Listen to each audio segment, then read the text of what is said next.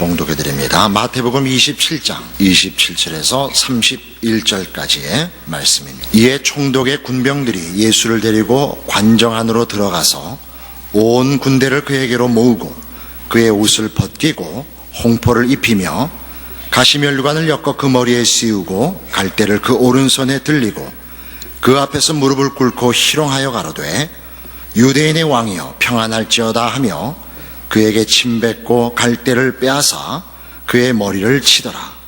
희롱을 다한 후 홍포를 벗기고 도로 그의 옷을 입혀 십자가에 못 박으려고 끌고 나가니라. 이제 예수님께서 유죄 판결을 받으시고 십자가에 달려 죽으시게 됐습니다. 오늘 본 본문은 유죄로 선고받은 죄인 취급받는 예수님에 대한 군병들의 희롱과 난폭한 행동들을 우리가 보고 있습니다. 대부분 이때쯤 되면 여기서부터 예수님 이제 돌아가시는 장면까지 약간 신파조가 돼서 이제 모두 마음이 울먹울먹해지고 내가 그때 거기 있었더라면 이 사람들 같이 굴지는 않았으리라.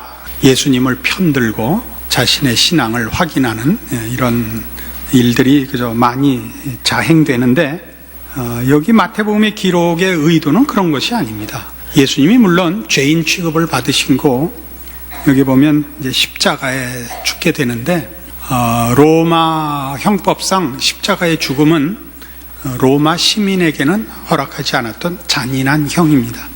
보통 아주 흉악범이거나 또는 노예들에게만 썼던 형벌이고 고통스럽고 수치스러운 죽음이면 틀림없습니다마는 마태 기록의 더 중요한 초점은 그 앞에 베드로의 3번 부인과 가롯 유다의 배신과 빌라도의 타협에서 보다시피 이것도 마찬가지로 왜 예수님이 십자가를 지셨어야만 됐느냐에 대한 한 증거들입니다. 예수님이 십자가를 지신 것은 우리를 기가 막힐 웅덩이에서 꺼내시기 위함이며 오라나는 곤고한 사람이로다 이 사망의 몸에서 누가 나를 건져내랴를 해결하기 위한 것입니다.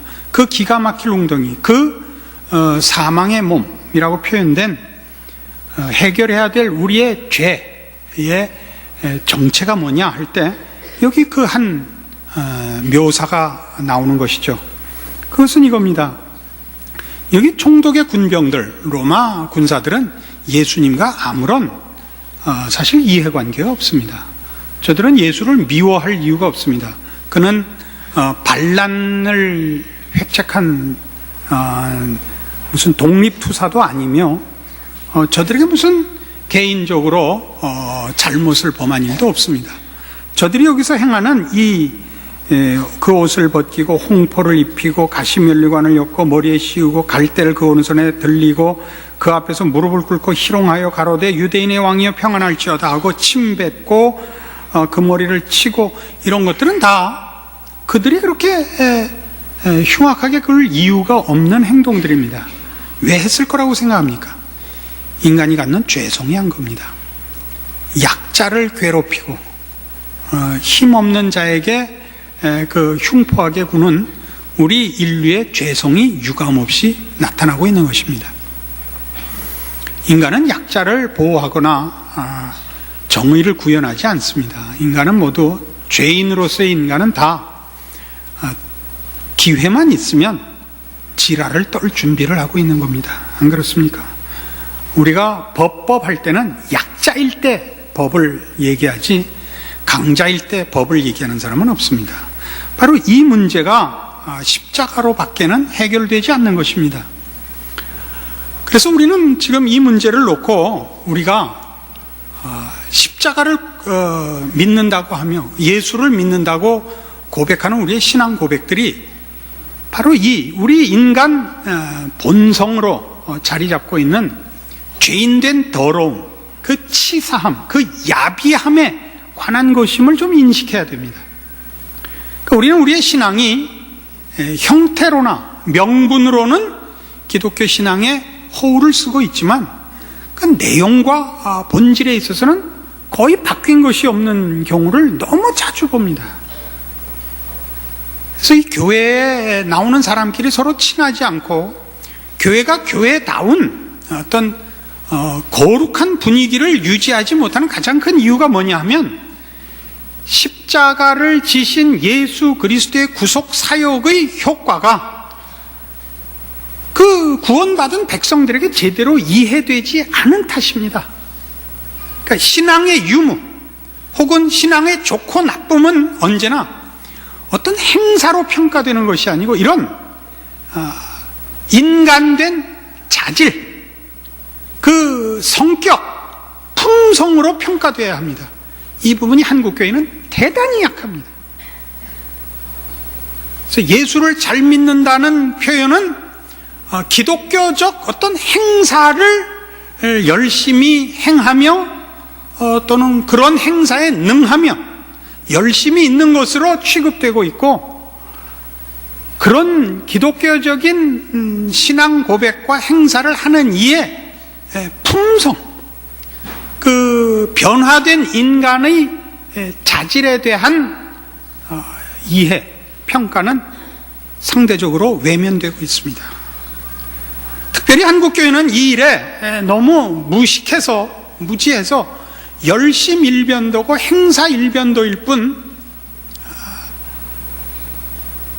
기독교를 너무 값싸게 취급하고 있고 쉽게 신앙 행위를 타협하고 있는 것 같습니다.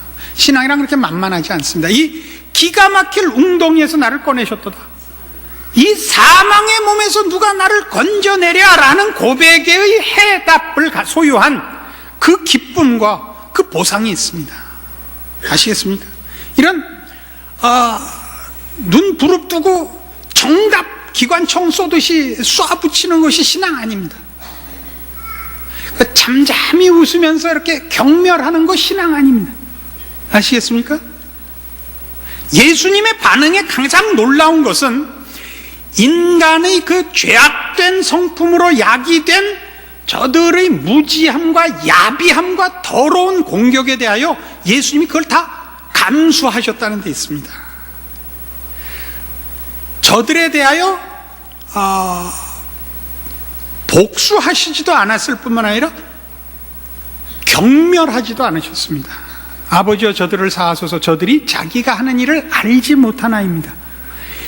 이게 십자가의 가치입니다. 그 성질이 자꾸 날라서, 이거 어저께 11초 만에 골 먹으면서부터 성질이 나왔고, 에이 쌍놈 새끼들. 로마서 1장 28절입니다. 또한 저희가 마음에 하나님 두기를 싫어하며 하나님께서 저희를 그 상실한 마음대로 내어버려 두사 합당치 못한 일을 하게 하셨다 그래요. 이 하나님을 섬기지 않으며 알지 못하며 자기의 본성대로 사는, 즉 죄악된 본성대로 사는 인간의 이 상태가 어떤 것이냐 할 때 그 마음이 상실했다 그래요. 여기 상실한 마음이라는 건 미쳤다 그런 뜻이에요. 그러니까 이성적이지 않다라는 뜻을 갖고 있습니다. 미친 마음대로 내어버려 두사 합당치 못한 일을 하게 했다. 해서는 안 되는 일을 한다는 뜻이고, 어떤 그 번역본에는 심지어 이렇게까지 번역이 되어 있습니다. 괴물 같은 짓을 한다. 괴물 같은 짓을 한다는 건 우리 인간이 못할 짓을 했을 때 쓰는 표현, 최악의 표현 뭐 있죠? 짐승 같으다. 그래서 한 걸음 더 한 거, 짐승보다 못하다. 짐승만도 못하다. 그게 이거예요. 괴물 같은 짓을 했다. 근데 그 괴물 같은 짓, 해서는 안 되는 짓이 뭐냐? 29절 이하 이렇게 증거되어 있죠. 곧 모든 불의, 추악, 탐욕, 악의가 가득한 자요, 시기, 살인, 분쟁, 사기, 악독이 가득한 자요, 수군수군하는 자요, 비방하는 자요, 하나님의 미워하시는 자요, 능욕하는 자요, 교만한 자요, 자랑하는 자요, 악을 도모하는 자요, 부모를 거역하는 자요, 우매한 자요, 배약하는 자요, 무정한 자요, 무자비한 자라. 이게 죄의 괴물 같은 내용입니다. 괴물 같은 짓을. 괴물 같은 게 뭔가 보세요. 여러분 보세요. 죄인된 인간의 가장 그 죄상의 참혹한 진상이 뭐냐 그러면 더럽고 야비하다는 거죠. 더럽고 야비해요. 예수를 믿는 데는데 야비해요. 전도 무지무지하게 많이 하고 매일 기도하고 성경 보는데 야비하다고요. 야비하다는 말을 이렇게 거룩하게는 못하겠어요, 저도 표현을. 그렇잖아요. 한국 교회를 보세요. 한국 교회는 그 외형상 굉장히 커요. 하는 일도 무지하게 많아요. 한국이 하는 일 중에 3개자를 붙일 수 있는 유일한 일은 다 교회에서 하는 것 뿐이에요. 안 그래요? 3개자 붙일 수 있는 거는. 그런데요, 그렇게 이 전 세계를 향하여 유일하게 자랑할 수 있는 한국 교회의 활동상이나 그 무슨 활력, 그 의욕, 에도 불구하고 모든 그 일에 참여하는, 주관하는 자들이나 참여하는 자들이 모두 다 이 야비하다는 이 지적에서 벗어날 수가 없어요. 야비해요. 더러워요. 모자라요. 왜냐고요? 기독교 신앙이라는 것이 죄에서의 구출이라는 것이 뭔지를 다 모르는 거죠. 그 기가 막힐 웅덩이, 그 사망의 몸이라고 표현된 죄상의 진실을 다 모르는 거예요. 지옥 가지 않는 정도가 아니에요. 지옥이 우리 속에 있죠. 우리가 늘 악한 생각을 하잖아요. 여러분 생각 속에 무슨 거룩한 생각과 호의적인 생각과 양보하며 감수하는 생각이 어디 있어요? 사람들이 모이면 하는 얘기를 가만히 들어보세요. 칭찬하는 얘기는 거의 없어요. 모든 얘기가 다 이거예요. 아니, 그게 내가 가만히 있었더니 나중에 아주 수염 뽑으려고 그러더라고. 그래서 내가 참다 마지막에 너 죽을래? 얼굴이 하얘져갖고 아무 소리도 못하더라고. 이게 우리가 하는 자랑들이에요. 우리가 하는 자랑들. 여러분이 있음으로 인하여 어느 누구에게 위로가 됐으며 어느 누구를 격려했으며 어느 누구를 여러분 그늘에서 쉬게 한 적이 있냐 말이에요. 가끔 하죠. 어쩌다 잘난 척을 하죠. 그러면 우리 옛날 속담 있잖아요. 노루 때린 막대기 3년 국 끓여 먹는다. 여러분 자랑이 밤낮 그 얘기 외에 없잖아요. 제가 신앙적으로 가까웠게 사귀는 분이 한 분 있어요.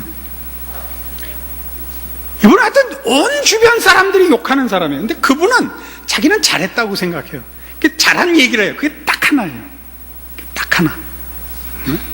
어느 날 길을 가다가 베드로를 만났는데 베드로가 신고 있는 구두가 아가리가 벌어졌더래요. 그래서 구두 사시느라고 200원 줬대요. 그 유일한 거예요. 누구를 욕할 때마다 나는 베드로 신발 사시느라고 200원 줬다가 평생 유일한 자랑이에요. 그리고 자기가 그 나머지 잘못들에 대해서는 전혀 감각이 없어요. 아세요? 이게 우리의 죄의 본성이에요. 이 문제예요. 여러분 모두가 걸리는 문제예요. 뭐 아닌 것 같은 표정을 짓지 마세요. 성경이 이 문제를 지적하고 있다고요. 에베소서 4장에 가보실까요? 17절 이하의 말씀. 신약성경 314페이지 에베소 4장 17절입니다. 그러므로 내가 이것을 말하며 주 안에서 증거하느니 이제부터는 이방인이 그 마음에 허망한 것을 행함같이 너희는 행하지 말라. 저희 총명이 어두워지고 저희 가운데 있는 무지함과 저희 마음이 굳어짐으로 말미암아 하나님의 생명에서 떠나 있도다. 저희가 감각 없는 자도요 자신을 방탕에 방임하여 모든 더러운 것을 욕심으로 행한대. 더러운 일밖에 할 줄 몰라요. 십자가의 가치는 바로 여기 있는 거예요. 이 더러움에서 우리를 꺼내는 거예요. 모든 더러운 것에서 우리를 꺼내는 거예요. 우리는 유일하게 온유하며 겸손하며 덕을 세우며 거룩하며 격려하며 위로할 수 있게 되는 거예요. 그게 십자가의 가치예요. 예수를 믿어서 얻는 즉각적인 보상이 뭐냐? 여러분 병든 몸이 낫는다든가 뭐 진급을 한다든가 애들이 말 잘 듣는다든가 이런 것이 아니고 즉각적인 보상, 예외 없는 보상은 이거예요. 이 더러움에서의 해방이에요. 이 더러움에서의 해방이에요. 그것을 확인해 본 적 있나요? 세상 사람들이 남들한테 그렇게 악독하게 구는 이유가 뭐죠? 대접할 만한 자격 있는 자가 없다는 생각 때문일 거예요. 아무도 예의로 진심으로 대할 필요가 없어요. 모두가 다 그럴 가치가 없다고 생각하는 거예요. 왜요? 자기 자신이 그러니까. 자기 자신이 믿을만 하지 않고 가치가 있지 않고 대접할 만하지 않거든요. 왜요? 언제나 더러운 욕심 외에는 쏟아져 나오는 것이 없으니까. 자신에 대한 기대와 신뢰가 없죠. 자신에 대하여 절망하고 있죠. 어느 누구에 대해서나 대접을 할 이유가 없죠. 예수를 믿으면 십자가의 공로를 힘입으면 거기서 변하는 거예요. 비로소 우리는 여기 성경이 기록하는 것 같이 의롭고 거룩하고 참다운 믿을만하고 가치 있는 존재로 변화된 것을 알아요. 우리 속에 꾸정물이 그친다고요. 그래서 남에게 대해서도 잘할 수 있는 거예요.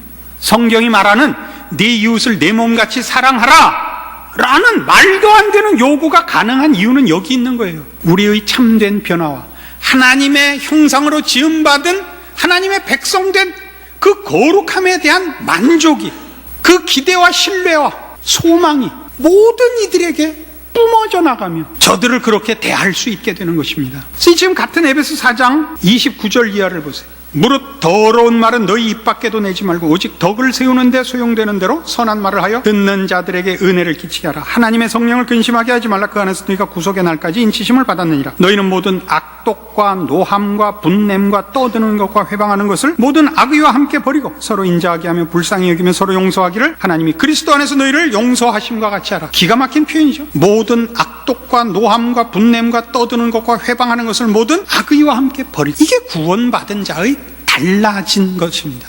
신앙이 좋다는 건 이거예요. 여러분으로부터 새로운 샘물이 흘러나오는 거예요. 꾸정물이 그치는 거예요. 그러나 이 꾸정물을 토해내는 건 우리한테는 태어나면서 가진 본성이기 때문에 가만히 있어서 그치지 않아요. 노력하셔야 돼요. 신자만이 할 수 있는 거예요. 그래서 여러분, 남을 흉보는 거, 남을 책 잡는 거, 이런 건 잘하는 얘기가 아니에요. 여러분의 어떤 소문이 여러분을 통과해서 증폭되는 수도 있고, 여러분을 통해서 그게 소멸되는 수도 있어요.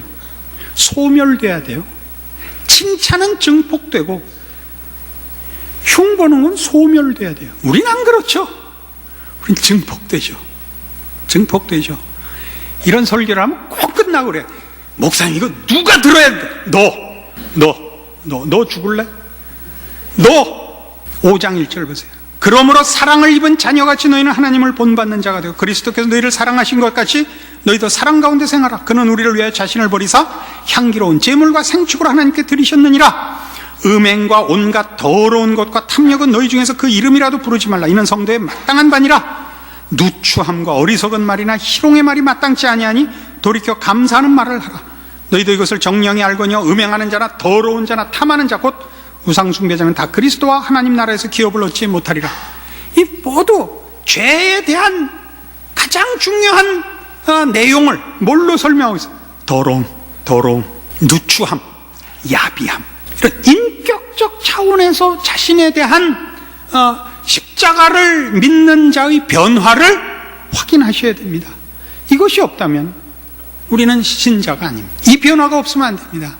그런 차원에서 저는 제일 질색을 하는 게 전도하는 겁니다. 이게 오해하지 마십시오. 저는 시중에서는 전도를 방해하는 자라고 낙인시켰습니다. 왜 그랬는가 오늘 해명을 하죠.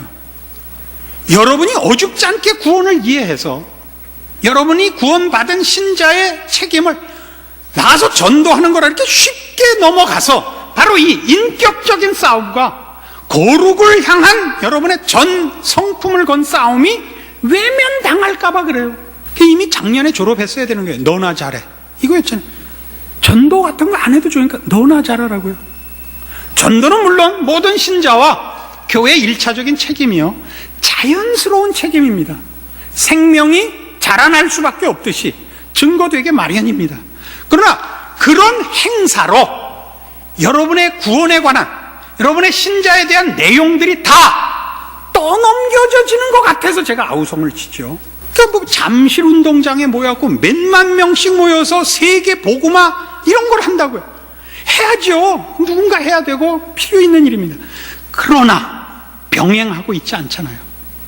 그런 기독교적 행사들의 커짐과 비례해서 모든 구원받은 신자들의 인격과 성품의 거룩의 내용이 병행되고 있냐 말이에요. 안 되고 있잖아요. 이 예수 믿는 사람들이 얼마나 징그러우냐 하면요, 모든 올바른 얘기를 하는데 싫잖아요. 이제는 드디어 저도 이런 생각이 들어요. 에이쌍, 내가 봉은사를 갈까? 안 가니까. 봉은사 가래도 안 가고 계속 늘 나와서 계속 눈 똑바로 뜨고 우기니까 에이 쌍 내가 갈까 보다. 그러지 않으면 누가 와서 그러더라고요. 나를 이렇게 불러요. 목님. 그래. 목님? 이게 뭐야? 아, 스님. 이게 멋있잖아요. 목사님은 이게 자수가 하나 더 많으니까 값이 떨어져 보인대서 목님. 그 마누라가 옆에서 여보, 목님이 뭐야? 두목님의 준말이야? 목 매달아 죽이려고 목님이라고 부르는 건지. 신앙이라는 거는 성경이 지적한 걸 추적해보면 우리가 떠드는 것과 굉장히 다르다는 걸 느껴요. 예수를 믿으면 처음에도 얘기한 바와 같이 그 보상이 스스로에게 먼저 떨어져요. 남들의 평가 이전에 스스로에게. 살맛이 나야 돼요. 살맛이. 이게 인생이구나. 이게 인간이구나. 하루를 살아도 좋다. 나 거룩하게 산다. 이게 우리를 순교를 각오하게 만드는 거예요. 치열함과 비장함과 명분이 순교를 가능하게 하는 게 아닙니다. 그런 영웅심이 우리를 순교를 추구하게 만드는 게 아니라 평생을 버러지같이 사느니 난 하루를 살아도 인간답게 살다가 뒤지겠다. 이게 순교예요. 그런 게 어디 있어요? 예수 믿는 사람의 평안과 그 자부심이 어디 있냐 말이에요. 그걸 확인하세요. 그걸 확인하세요. 예전에 저기 양지에 있는 저 총신 부흥회를 갔어요. 신학교 부흥회를 갔는데 8시에요. 그러니까 저녁 먹고 가기가 시간이 애매해서 양지에 사흘을 내려가서 거기서 저녁을 먹었어요. 그 양지라는 데가 조그만 데라서 음식점 변변한 게 없어요. 이렇게 보니까 돼지고기집 이렇게 쓴 게 있어. 들어갔더니 술 파는 데예요. 둥그렇게 여러분 자주 가시는 그런 풍경이. 사흘 내내 삼겹살 구워 먹었어요. 그러니까 그 사흘 내내 옆자리에서들 그 술 마시면서 하는 대화를 들었어요. 그 전부 뭔지 아세요? 야, 그 새끼 건 누구 알지? 그 새끼 몇 살이냐? 걔 돼지띠야. 그 새끼 나보다 2살이나 아래구나. 그 새끼 나한테 반말하더라. 사흘 내내 그 얘기 들었어요. 사흘 내내. 야, 그 새끼 몇 살이야? 그 새끼 나한테 지가 언제 봤다고 반말하더라. 하나님 없으면 그것 외엔 따질 게 없어요. 경멸을 해야 되는, 내가 먼저 해야 되는데 내가 받은 데 대한 분함, 내가 먼저 패야 되는데 맞은 데 대한 분함, 이거 외엔 할 얘기가 없어요. 모든 더러운 것을 욕심으로 행해요. 그 외엔 얘기거리도 인생살이에 내용도 없어요. 우린 다른 거예요. 의와 진리의 거룩함으로 지으심을 받은 새 사람이에요. 성경 읽고 기도하셨어요? 변하세요. 인간이 어떻게 변하는가 보세요. 하나님의 형상으로 지음을 받았다는 게 뭔가 보세요. 그걸 고린도전서 13장에서 여러분 늘 보시는 그 사랑장이에요. 이 사랑장을 이런 시각에서 다시 한번 보세요. 신약성경 279페이지 고린도전서 13장 4절입니다. 여태껏 얘기한 불신자들의 이 더러움과 그 야비함을 보셨어요? 신자된 자의 이 다름은 이거예요. 13장 4절. 사랑은 오래 참고, 사랑은 온유하며 투기하는 자가 되지 아니하며, 사랑은 자랑하지 아니하며, 교만하지 아니하며, 무례히 행치 아니하며, 자기의 유익을 구치 아니하며, 성내지 아니하며, 악한 것을 생각지 아니하며, 불의를 기뻐하지 아니하며, 진리와 함께 기뻐하고 모든 것을 참으며, 모든 것을 믿으며, 모든 것을 바라며, 모든 것을 견디느니라. 사랑 얘기 이전에 거듭난 자의 자리예요. 다르죠? 예수님을 지금 못 받기로 작정한 자들이 이해관계를 떠나서 자신들의 더러움을 토해낸 것과 다르잖아요. 의와 진리의 거룩함으로 지으심을 받은 새 사람의 다름, 온유하며 겸손하며 자랑하지 아니하며 교만하지 아니하며 자기의 유익을 구치 아니하며 상대방을 막대하지 않아요. 무례히 행치 아니하며 불의를 기뻐하지 않고 나쁜 생각을 안 해요.